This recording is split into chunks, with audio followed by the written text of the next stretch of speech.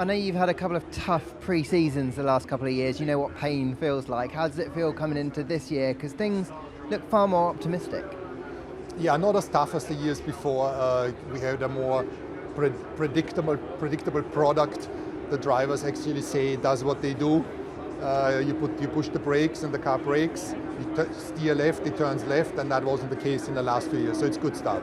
How much of a relief is that for you and the team that you seem to finally have cracked it and at least give yourself a foundation to work off for a change?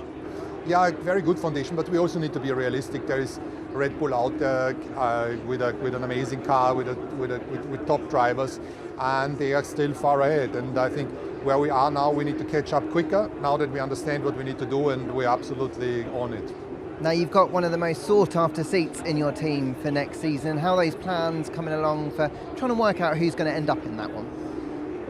Well, the decision of Lewis to go to Ferrari was a pretty quick one, so I want to do the opposite. I want to wait and see how the season pans out, how the driver market develops, and then take a decision later in the season. I wondered how much the thought of what you wanted to do with Kimi Antonelli going forward impacted Lewis's last contract that you did with him, the length of it, and how hard is it for you to balance how soon you want to bring him in and not risk losing him like you did with Max? Yeah, I said that we need to look long term also, and on the driver lineup, not in 1 year, but in 3, 5, or in 10. And with that perspective, I just wanted to keep the options open and with all the consequences that could potentially bring. But we have such a love affair between Lewis and Mercedes, and how well we have done, that nothing is going to put any shadow on this. We want to end on a high, and we will be giving it all this season.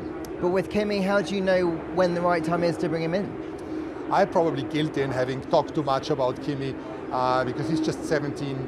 We jumped F3, he's going into F2.